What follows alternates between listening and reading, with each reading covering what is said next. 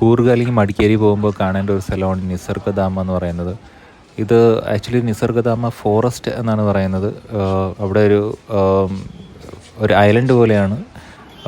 Ticket എടുത്ത് കഴിഞ്ഞിട്ട് നമ്മൾ ഇതുപോലൊരു ബ്രിഡ്ജിൽ കൂടെ, ഒരു സസ്പെൻഷൻ ബ്രിഡ്ജിൽ കൂടെ നമ്മൾ കടന്ന് പോകുമ്പോൾ ഒരു ഐലൻഡ് പോലെയാണ്. അതിനകത്ത് തന്നെ ഡിയർ പാർക്ക്, ബേർഡ്സ് പാർക്ക്, അതുപോലെ കുറേ കാര്യങ്ങളുണ്ട് കാണാനായിട്ട്. പിന്നെ കുറേ ഫൺ ആക്ടിവിറ്റീസൊക്കെ ഉണ്ട്. പിന്നെ ഇത് ആക്ച്വലി കാവേരി റിവറാണ് ഇതുവഴി ഇങ്ങനെ ഒഴുകി പോകുന്നത്, താഴെ കൂടെ ഒഴുകി പോകുന്നത്. സമയത്ത് മഴയും ഇതൊക്കെ ഉണ്ടായിരുന്ന കാരണം വെള്ളമൊക്കെ നല്ല കലങ്ങി യെല്ലോ കളറിലാണ് ഇങ്ങനെ ഒഴുകുന്നത്. അത്യാവശ്യം നല്ല ഒഴുക്കുണ്ടായിരുന്നു. അതുപോലെ അങ്ങോട്ട് പോയി കഴിയുമ്പോൾ ഫുൾ ഒരു ഫോറസ്റ്റിനകത്ത് കയറിയ ഒരു ഫീലാണ് ഈ പാലം കടന്ന് അപ്പുറത്തേക്ക് പോകുമ്പോഴേക്ക്. കാരണം ഒരുപാട് മരങ്ങളും, വലിയ വലിയ മരങ്ങളും, നല്ല പച്ചപ്പും, പിന്നെ ഒരു ഇരുട്ട് പോലെ ഒക്കെയാണ് മരങ്ങളുടെ ആ ഒരു ഷെയ്ഡൊക്കെ കാരണം. പിന്നെ വെയിലുള്ള സമയത്ത്, ഞാൻ പോകുന്ന സമയത്ത് വെയിലൊന്നും ഇല്ലായിരുന്നു. ഈവൻ വെയിൽ ഉള്ള സമയത്തും എനിക്ക് തോന്നുന്നില്ല ഒരു വെയിലൊക്കെ ഉണ്ടാവും എന്നുള്ളത്. നമുക്ക് സുഖമായിട്ട് നടക്കാം. കാരണം ഇപ്പോൾ ഈ കാണുന്ന പോലെ ഫുൾ പച്ചപ്പൊക്കെ തന്നെ. പിന്നെ അവിടെ ഒരു മാപ്പ് വെച്ചിട്ടുണ്ട്. ആ മാപ്പ് വെച്ചിട്ട് നമുക്ക് ഒരു ഫോട്ടോ എടുക്കുക, പിന്നെ അത് വെച്ചിട്ട് ബാക്കി നടന്നു പോകാം. പിന്നെ പോകുന്ന വഴിക്കെല്ലാം സൈൻ ബോർഡ് വെച്ചിട്ടുണ്ട്, എങ്ങോട്ടാണ് പോകേണ്ടത്, എങ്ങനെയാണ് ഡയറക്ഷനെല്ലാം ഡയറക്ഷൻ കൊടുത്തിട്ടുണ്ട്. അപ്പോൾ അത് ഫോളോ ചെയ്ത് പോയാൽ മതി. അവിടെ പോകുമ്പോൾ ഇതുപോലെ കുട്ടികൾക്ക് ഓടി കളിക്കാനുള്ള പാർക്കൊക്കെ ഉണ്ട്. പിന്നെ ഇതുപോലൊരു ഏർമാടം പോലത്തെ ഇതുപോലത്തെ ഒരു സാധനമുണ്ട്. ഇതിലെ വഴി ആ കോണിപ്പടി കയറി മുകളിൽ പോകാം. മുകളിൽ പോയി കഴിഞ്ഞാൽ അവിടെ നിന്ന് റിവർ കാണാം. പക്ഷെ ആ വ്യൂ ഒന്നും അത്ര ഭയങ്കര ഭംഗിയായിട്ടൊന്നുമില്ല. പക്ഷെ അവിടെ കയറി ഇരിക്കാൻ ഒരു ഫീലുണ്ട്. അത്രയുള്ള ഒരു ഫാമിലിയായിട്ടോ ഫ്രണ്ട്സായിട്ടൊക്കെ അവിടെ കുറച്ച് സമയം ഇരുന്ന് സ്പെൻഡ് ചെയ്യാം. നല്ല കൂളിംഗ് ആണ്.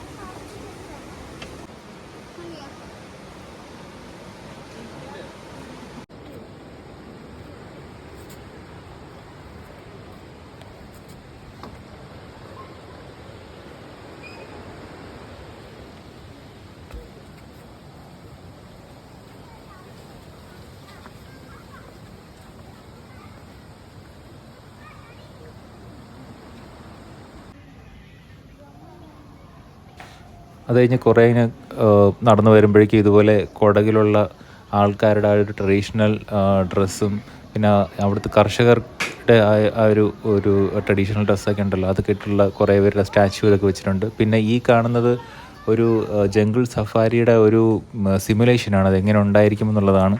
അത് വലിയ സുഖമായിട്ട് തോന്നിയില്ല. ഞാനത് കയറാനും പോയില്ല. അതുകൊണ്ട് എനിക്ക് കൃത്യമായിട്ട് പറയാൻ അറിയത്തില്ല അതെങ്ങനെയുണ്ട് എന്നുള്ളത്. പിന്നെ ഇതുപോലെ എപ്പോഴും ഇരുണ്ടിങ്ങനെ ഇരിക്കും. കുറേ ബാംബു ട്രീസും അങ്ങനെ കാര്യങ്ങളൊക്കെ ഉണ്ട്. പിന്നെ അവിടുത്തെ ഒരു മെയിൻ ഹൈലൈറ്റ് എന്ന് പറയുന്നത് ഈ ഒരു ബേർഡ്സിൻ്റെ ഒരു പാർക്കാണ്. ഇത് വർത്തിയായിരുന്നു ആക്ച്വലി. ഇതിനകത്ത് തന്നെ ഓസ്ട്രിച്ച് ഉണ്ട്, അതിൽ പല ടൈപ്പ് ആയിട്ടുള്ള പക്ഷികളുണ്ട്. പിന്നെ മക്കാവ്, പിന്നെ ഈ കാണുന്ന പോലെ ഇഗ്വാനയൊക്കെ ഉണ്ട്.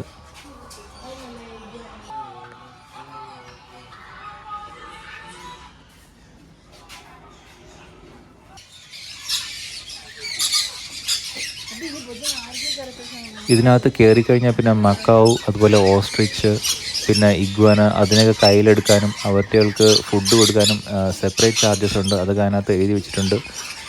അതൊക്കെ എനിക്ക് തോന്നുന്നത് വർത്തിയാണെന്ന് തോന്നുന്നു. പക്ഷേ ഞാനതൊന്നും എടുത്തില്ല. അത് ഉണ്ടോ ഇപ്പോൾ ഈ മക്കാവിന് ഫീഡ് ചെയ്യാനായിട്ട് 80 റുപ്പീസാണ്. അതിൻ്റെ കൂടെ നിന്ന് ഫോട്ടോ ഒക്കെ എടുക്കാം. അതിന് 80 റുപ്പീസാണ് സെപ്പറേറ്റ് ആയിട്ട് വരുന്ന ചാർജ്. പിന്നെ ഇതുപോലെ തന്നെയാണ് ഈ ഇഗ്വാനയ്ക്ക് വരുന്നുണ്ട്. പിന്നെ കുറച്ച് കഴിഞ്ഞ് അങ്ങോട്ട് പോകുമ്പം നിങ്ങൾ ഓസ്ട്രിച്ചിനും സെയിം ഇതുപോലെ തന്നെ കാണാൻ പറ്റും.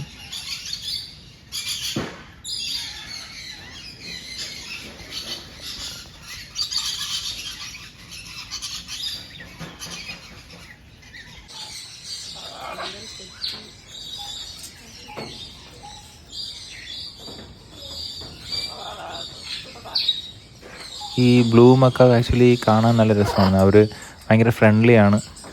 നമ്മൾ ഫോട്ടോ ഒക്കെ എടുക്കുമ്പോൾ നമ്മുടെ അടുത്ത് തന്നെ വരാറുണ്ട്.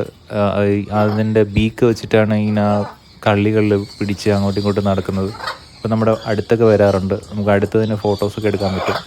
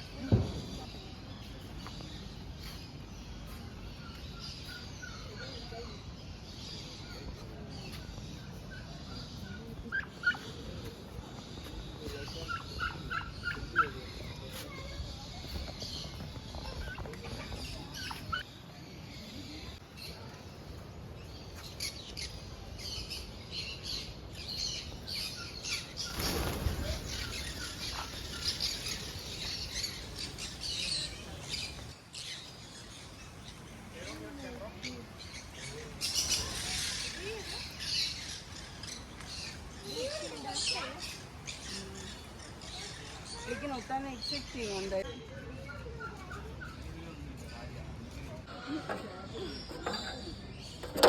ಕೇಬಲ್ ಹಿಡ್ಸೋದಕ್ಕೆ ಬಾರಿ ಇದು ಮಾಡ್ತಿದ್ದಾರೆ ಮತ್ತೆ ഈ ബേർഡ്സ് പാർക്കിനകത്തുള്ള വേറൊരു ഹൈലൈറ്റ് എന്ന് പറയുന്നത് ഈ ഒരു ബേർഡ്സ് ഏവിയറിയാണ്. ഇതൊരു കേജ് പോലെയാണ്. ഇതിനകത്ത് ഇഷ്ടംപോലെ ബേർഡ്സ് ഉണ്ട്. അപ്പോൾ അതിനൊക്കെ നമുക്ക് ഫീഡ് ചെയ്യാൻ പറ്റും. അതിൻ്റെ കൂടെ നമുക്ക് ഫോട്ടോ എടുക്കാനും വീഡിയോസ് എടുക്കാനൊക്കെ പറ്റും. കുറച്ച് പേരായിട്ടാണ് കയറ്റുന്നത്. ഒരു 6 പേര് 7 പേര് വെച്ചിട്ടൊക്കെയാണ് കയറ്റുന്നത്. കാരണം അതിൻ്റെ താഴെയൊക്കെ ബേർഡ്സ് വന്നിരുന്ന് അതിൻ്റെ ഫുഡ് കഴിക്കുകയായിരിക്കും. ഒരു ഫീഡ് കൊടുത്തിട്ടുണ്ടായിരുന്നു. അപ്പോൾ അത് കഴിച്ചുകൊണ്ടിരിക്കുകയായിരിക്കും. അപ്പം നമ്മുടെ കാലൊന്നും കയറി കൊള്ളാതിരിക്കാനും അതിനൊന്നും പറ്റാതിരിക്കാനായിട്ട് കുറച്ച് പേരായിട്ടാണ് കയറ്റുന്നത്. പക്ഷേ വളരെ നല്ല രീതിയിൽ എൻജോയ് ചെയ്യാം. പിന്നെ കുട്ടികൾക്ക് വളരെ ഇഷ്ടപ്പെടും. ഇത് കണ്ടോ, ഇപ്പോൾ എൻ്റെ കയ്യിൽ ഇഷ്ടംപോലെ ബേർഡ്സ് ഇരിക്കും. എൻ്റെ കയ്യിൽ മാത്രമല്ല, എൻ്റെ തോളിലൊക്കെ വന്നിരിപ്പുണ്ടായിരുന്നു. തോളിലും തലയിലൊക്കെ ഇരിപ്പുണ്ടായിരുന്നു.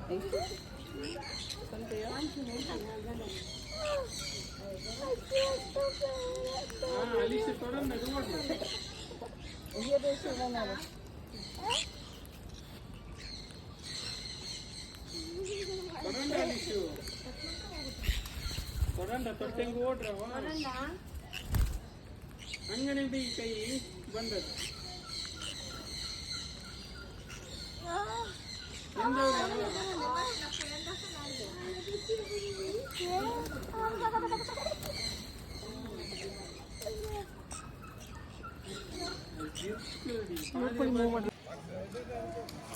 അത് കഴിഞ്ഞ് പിന്നെ കുറച്ചുകൂടെ മുന്നോട്ട് അങ്ങോട്ട് പോകുമ്പം കുറച്ച് അഡ്വഞ്ചർ ഇതൊക്കെ ഉണ്ടായിരുന്നു.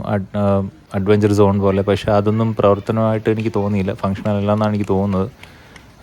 പിന്നെ അവിടെ കുറച്ച് ഡിയർ പാർക്കൊക്കെ ഉണ്ടായിരുന്നു. പക്ഷേ അതൊന്നും കുറച്ച് ഡിയേഴ്സ് മാത്രമേ കണ്ടുള്ളൂ.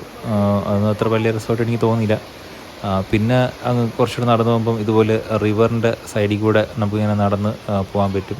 പിന്നെ റിവറിൻ്റെ സൈഡിൽ കൂടെ നടന്ന് കുറേ കൂടെ മുന്നോട്ട് പോകുമ്പം അവരുടെ കോട്ടേജസ് കാണാൻ പറ്റും. അവിടെ സ്റ്റേ ഉണ്ടെന്നാണ് എനിക്ക് തോന്നുന്നത്. അതിനെക്കുറിച്ച് എനിക്ക് അറിയത്തില്ല. പക്ഷേ അവിടെ സ്റ്റേ അവൈലബിൾ എന്നുള്ളൊരു ബോർഡൊക്കെ വെച്ചിട്ടുണ്ടായിരുന്നു. ഞാൻ എൻ്റെ റേറ്റും കാര്യങ്ങളൊന്നും ചോദിക്കാൻ പോയിട്ടില്ല. മേ ബി അവരുടെ സൈറ്റിൽ ഇതൊക്കെ അവൈലബിൾ ആയിരിക്കും. ഈ കാണുന്നതൊക്കെയാണ് കോട്ടേജസ്. അതൊക്കെ ആ റിവറിൻ്റെ തൊട്ട് ബാക്കിൽ റിവറാണ്. റിവർ ബാങ്കിലാണുള്ളത്.